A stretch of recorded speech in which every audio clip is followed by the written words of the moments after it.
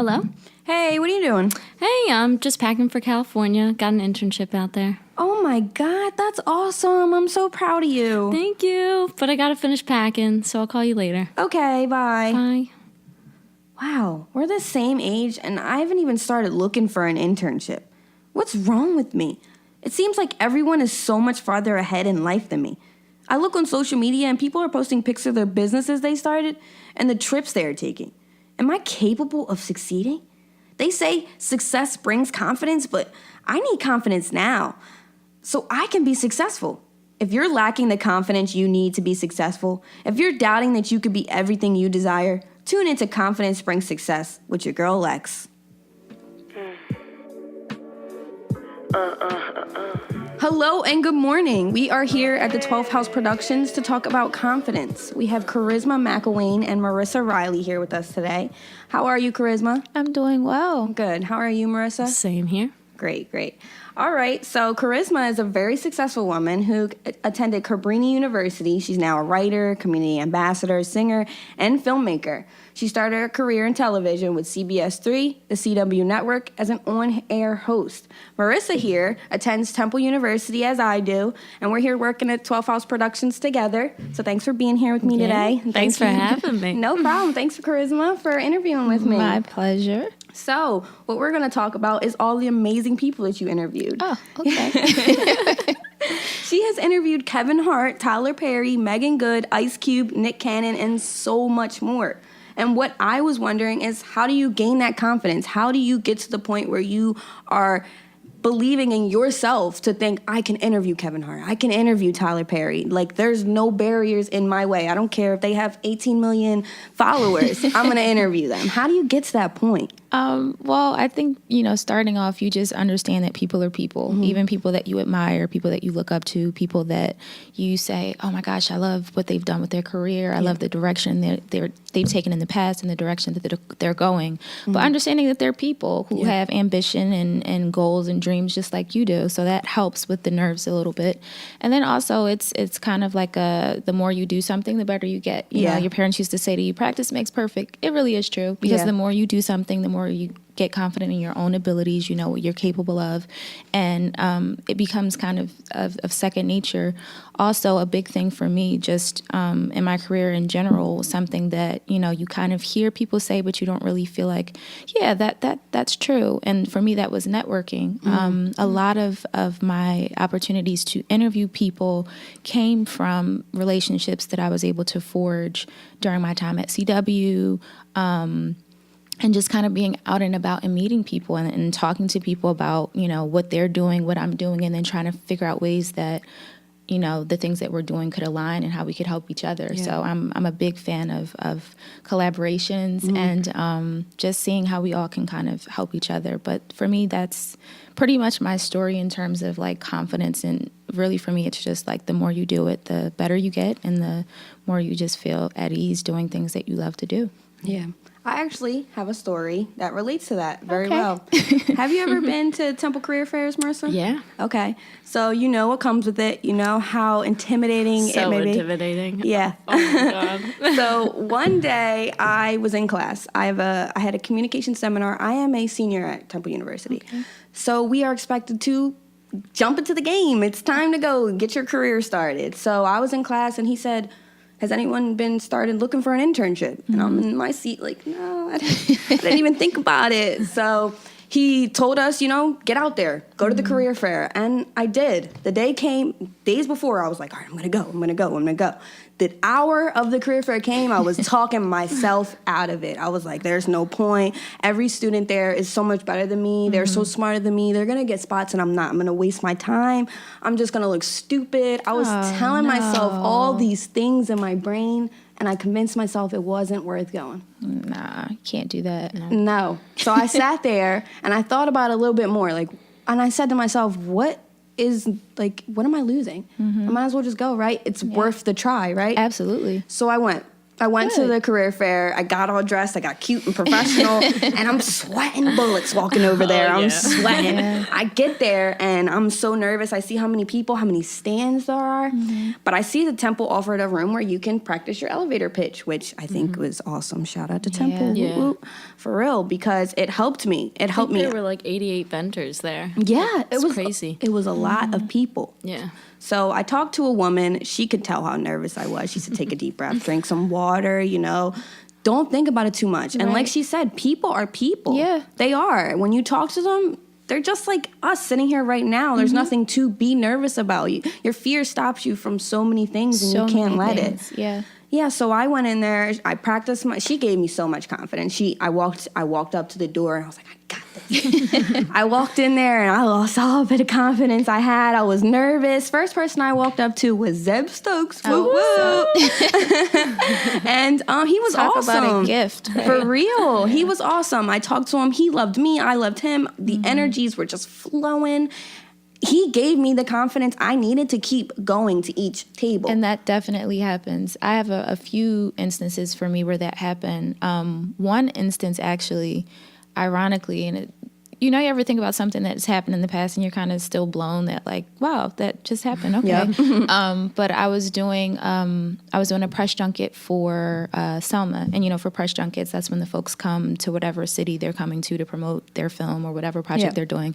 And it was for Selma. So Ava DuVernay was here. So I'm like, it's Ava DuVernay. Right. She's amazing. Oh my God.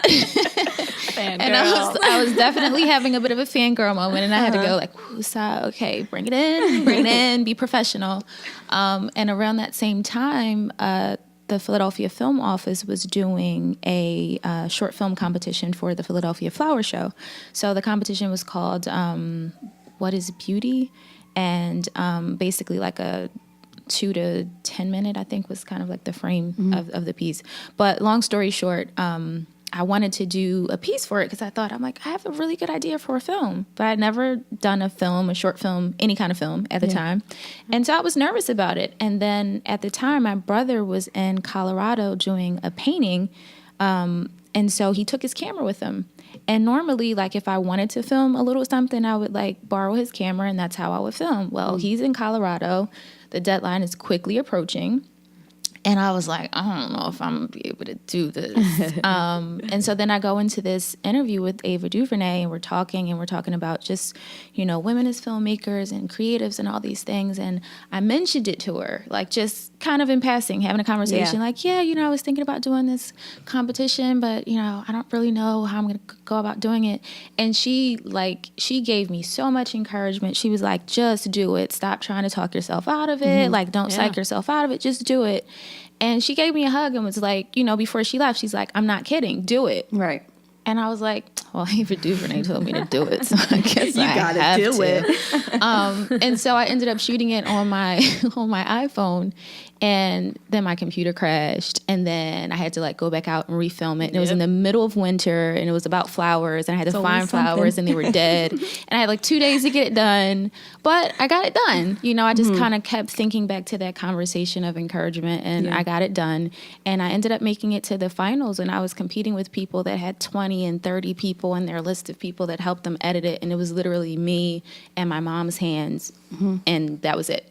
So it was just a lesson for me in not doing the thing where you talk yourself out of doing something. If you have an idea, just go for it. Like, shoot for the moon, you'll land in the stars kind of deal. Like, just go for it. If it doesn't work out the way you want it to, you'll learn something from it, and you'll be better the next time. But don't psych yourself out of doing stuff that you want to do. Yeah, because you never know what you're capable of. You never know until you try. Yeah. You miss 100% of the shots you don't take. That's my favorite quote. True. Yeah, I have a twin sister, and she's an artist. Well, my mom's an artist. We're all artists. But I just, had this idea. She was doing a huge canvas. And I was like, I just want to film her a little. And I was like, maybe I'll make a little documentary about her. It ended up getting nominated to different festivals, and it was just me and my camera in my hands, See? So, but I was passionate about it, and I I don't know, because I'm younger than you, as in, like, I'm getting into this field.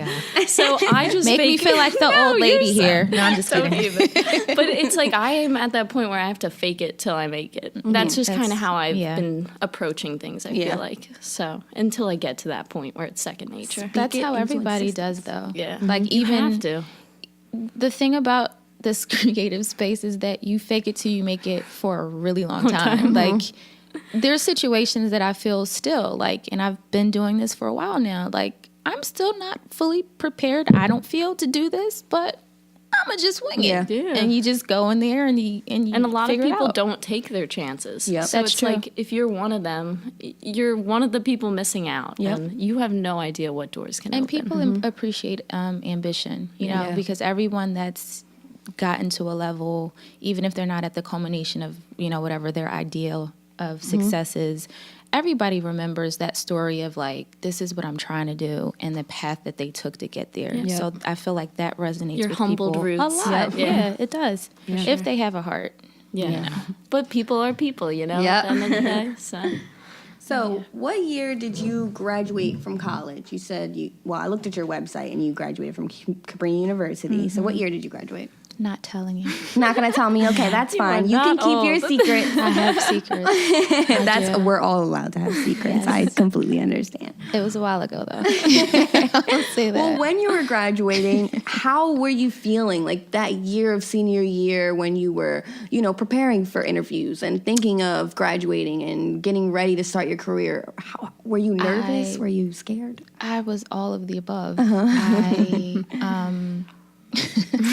I did not feel prepared for life. Yeah. Who is, honestly? I was like, okay, so I'm graduating now. I have senioritis. I don't feel like doing the work. I'm thinking about like how much I'm going to miss my friends. And I was very much, I don't want to say an overachiever, but I did a lot of things to keep myself active on campus. I was taking about 18 credits every semester. Do you think you spread yourself a little thin? No, because I'm a person that has to keep myself busy. When I'm not busy, I don't know what to do with myself. So that's just always been my mode of operation, and I know that about me. So I was like, okay, I have to stay active. I have to stay involved in stuff. So I was doing 18 credits. I was on the dance team. I was doing plays and musicals. I was volunteering for, there was a group of kids that would do an after-school program, so I did that. I was doing tours on campus. And I was an RA. So, you know, I was juggling all these things, but I couldn't find an internship. Yeah. So I didn't do an internship in college, like at all. So, you know, I double majored in English and communications, and I knew I wanted to do something that involved me working with people, and I knew I wanted to do something that was not like the typical 9 to 5, because that's just not, I don't function well with 9 to 5 kind of gigs. Yeah. So I knew all those things, but again, I didn't have an internship, and I'm like, okay, I'm graduating. These student loans are about to kick my butt, and I don't have a job. So what am I going to do? So, you know, I started reaching out to friends even before I graduated, anyone that I knew that maybe had graduated a couple years before. And, you know, Cabrini is actually very good with their communications department in particular, just in terms of like outreach and helping people. So what ended up happening, I started working at, it was like a weekly show at this place called the 5 Spot in Philly, and it did like a open mic kind of deal, like for poetry, musicians would come, people would sing, and I was hosting that every week. I had done a radio show when I was at Cabrini for a couple years, so I liked radio, but that wasn't like my thing. Yeah. So I said, okay, well, I'm doing this thing where I'm going up here every week, and I'm on stage, and I was like performing because I'm a singer, so that was fun. But I was like, you know, maybe I should, you know, see how this goes. And I would have my uncle come, and he would like film some of the stuff that we did. Yeah. And I was like, well, I'll put together like a reel of sorts, I guess. I don't know. I was kind of, again, I was winging it. But the guy that I was working with was really not a nice person. So I was like looking for my next step and my way out. Because I'm like, I like the gig, but I don't like working with this person. His energy is just not pleasant. So long story short, a friend of mine I ran into, my brother was doing an art show. I ran into him, and he was working at CBS and CW. So he was like, hey, what are you doing now? I was like, well, I just graduated. I'm looking for work. Like, I need a job. So I'm like, if you hear of anything, let me know. And months passed. And I think I sent him an email like, hey, don't forget me. Yeah. That follow-up, hey. I'm still here. Still here. So he told me about an audition that they were doing for a commercial at the time. And so he gave me the number of the person that I was supposed to call, and I called the number, and the person was like, do you have an agent? And I said, no, I do not. And he's like, okay, thanks for playing. Oh My God. Shut down. Shut down. So I was like, okay, well, that wasn't great. But, I appreciated my friend, trying. Yeah. So I called him and I thanked him. I said, he said I didn't have an agent. They weren't seeing people without agents. So I just wanted to thank you for the opportunity. And like 2 days later, he called me back. He's like, just go in on Friday. I was like, okay. So I went in on Friday, and they liked me. So they kind of kept calling me back over the next 3 months, which was so nerve-wracking because I'm like, I want this job so badly, whatever it is. I didn't know that it was going to be like a be on TV job, like consistently. I really thought it was just for like this one particular gig. Yeah. So after like 3 months, one of the auditions I bombed completely.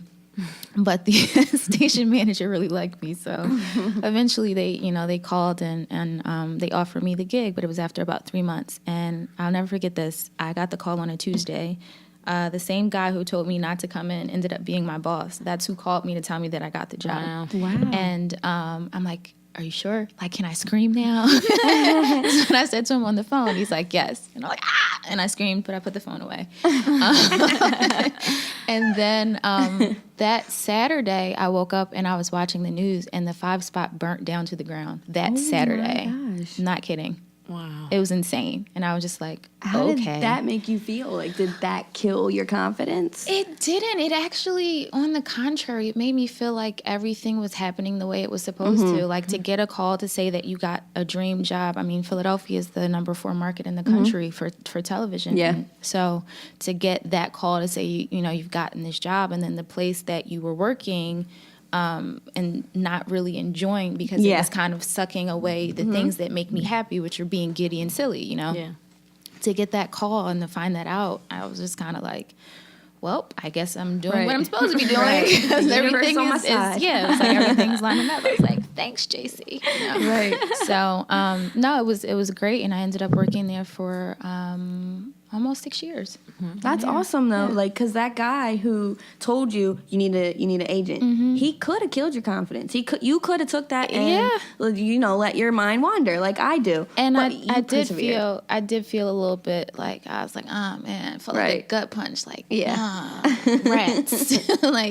But then I was like, you know what? I really did appreciate my friend reaching out and doing that for me. And again, it's all about making connections. At the time, we weren't like super close friends. It was a person that I've known but didn't really talk to that often. And then we became like really good friends because we were working together and things like that. But also like following up, even if stuff doesn't necessarily work out the way you think it is, just doing little things to be polite and to show gratitude go a really long way, particularly in this business, because that gets lost a lot, unfortunately. People, it's a very competitive space, so sometimes people lose sight of humanity and just being kind in their pursuit of whatever it is that they're aiming for. Yeah. So it goes a long way when you can just say thank you and please and smile and be pleasant. Yeah, I couldn't agree more, honestly. Yeah.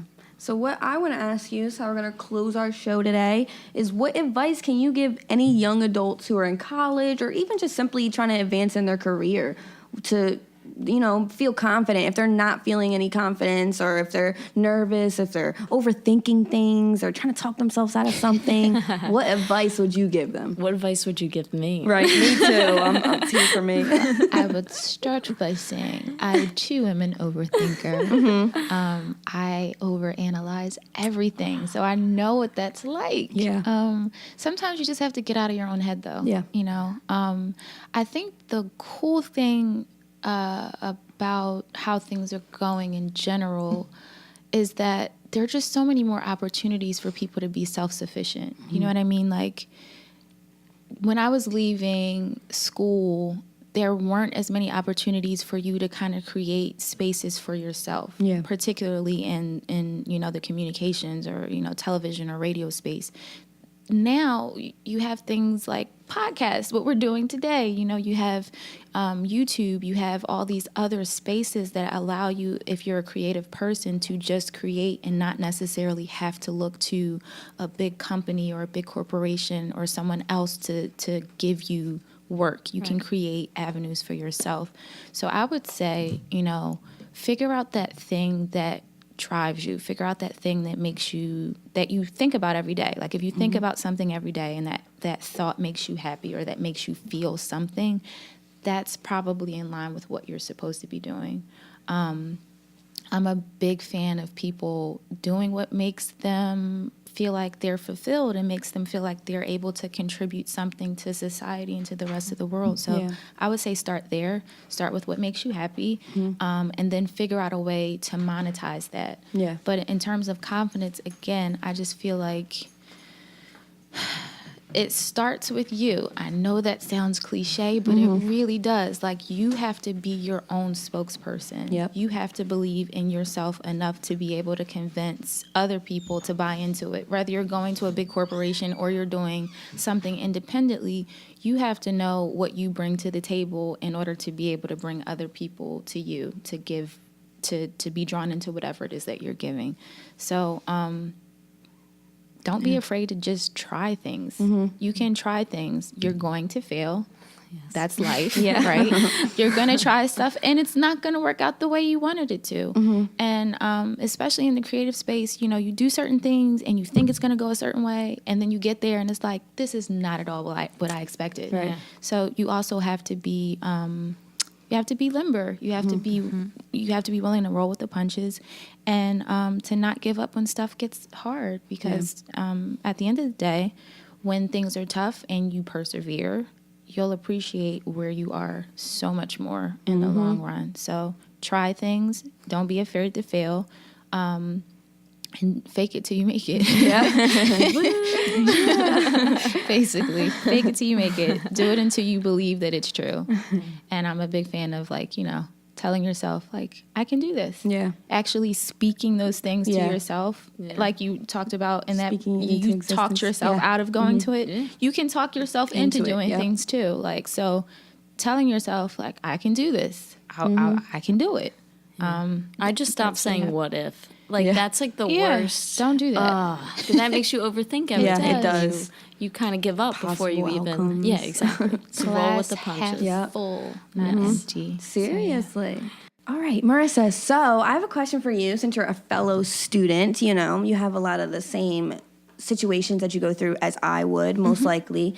When you're in a class and you have a situation where you need to talk to the professor or visit their office hours, how do you feel? Do you get nervous? Because I know I do.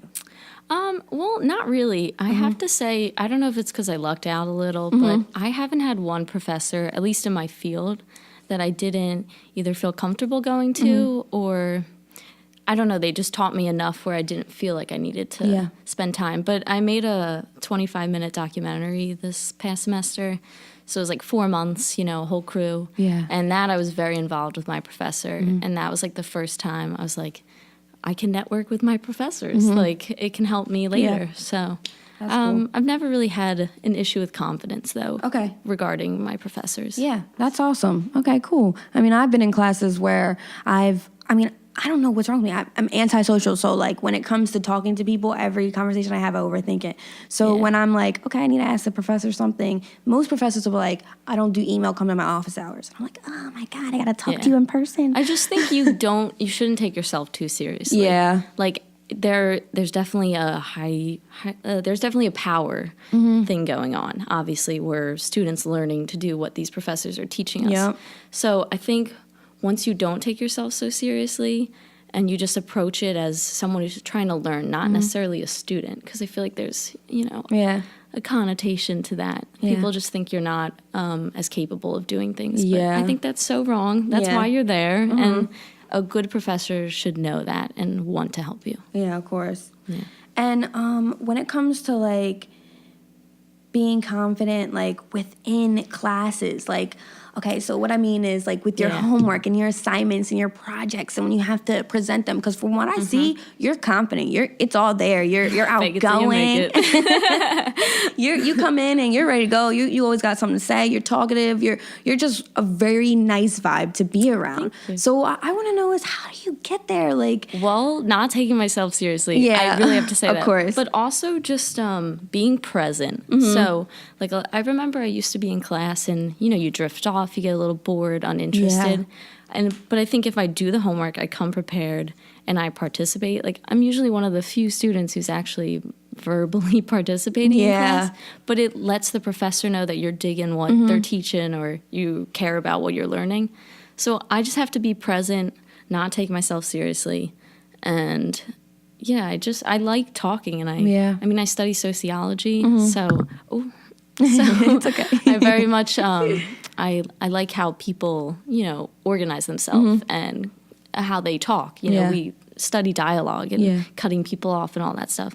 So I feel like I definitely pay attention to how people talk to me, how I talk to them, not in an anxious way. Yeah. Like, you don't want to be anxious because obviously when I give a presentation, like I get nervous. Everyone does. But you fake it, you know? Yeah. And I think as long as you can feel someone is receiving what you're saying, it just keeps you going. And from what I learned is that, so I took a public speaking class. I had to do a speech by every week. So I would get up in front of the class and I'm not lying. My upper lip would be sweating. My mouth would be dry. At the end, I would always ask, did I look nervous? Everyone say no. Everyone's like, I didn't see you sweating. I couldn't tell you were nervous. You were fine. You're amazing. That's because you're experiencing that. It's like you're on that boat. You're scared of what could possibly happen. You're overthinking it. You're scared that you're gonna mess up while it's happening. So the sweat's coming out. Your adrenaline's pumping. It's just a lot going on, and you just gotta take a deep breath. And I would say with making documentaries, it's so you can't stick to a script. So you have to do a lot of things on the fly. And I think doing that has taught me to really just not cling on to my initial intentions, I guess, and kind of just feel it out. Like feel the conversation out, the presentation out, the course work, just going with the flow. So. Yeah, I definitely agree with that because there's I'm a writer, so I write everything out. I plan everything out to the minute. And little type A, would you say? Yeah, seriously. So I literally try to plan things out, but nothing ever goes as planned. Right. Nothing ever goes the way that I thought it was going to go. And it turns out 10 times better. Yeah. Like I will sit there and I will plan. What am I going to say? Nothing comes out that I said I was going to say, but it turns out way better than what I thought.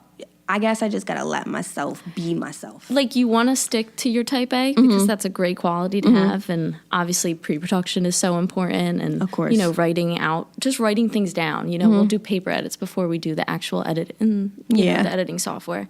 But I would just say, going with it and not having expectations that you're holding too tightly. Yeah. It's like anything. Let's say you're editing a piece. Like, you're going to have to cut out scenes that took so hard to get in there or so much time and pain and but that's part of the game and you have to just look at the bigger picture at the end of the day. What are you trying to make? And you can't let the little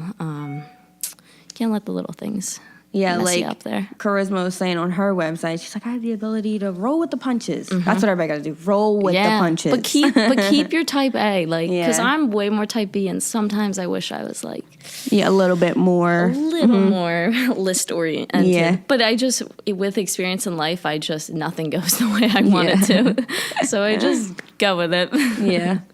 Well, thank you. I love your advice. I love your feedback. I'm definitely going to use it because I need advice for my next year. I have another year coming up. Yes. So wish me luck. We're in the home stretch. Yeah, we're in the home stretch. We're going to do this together. We're going to be friends together this year. We're going to be hanging out and going to class together and stuff. So all right. Let's get to it together. Well, thank you for that. I appreciate it. I'm going to leave you guys with a little poem that I wrote. Awesome. I'm nervous. I'm going to let you know this now, but it's okay. We're going to get this done. Yep. Oh, yeah. All right. She has a car, he has his own place. They graduated college before me and we were in the same grade. How can I be so far behind and I didn't take a break? This is insane. This has to be a game. Did I make a mistake? Did I do something wrong? Will I even be as successful as I thought all along? I compare and contrast to what I see online, hating myself more every time. You're not them, you're you, and that's fine. There's no rush in life. Take your time. Everyone is different. Situations vary. There's no set timeline, so be proud of your successes and never stop trying. Oh, that was beautiful. Thank you, guys. That's it for today. Thank you so much for coming in. Have a good day, everyone. Remain positive. Remain confident. Love you all. Love you. We out.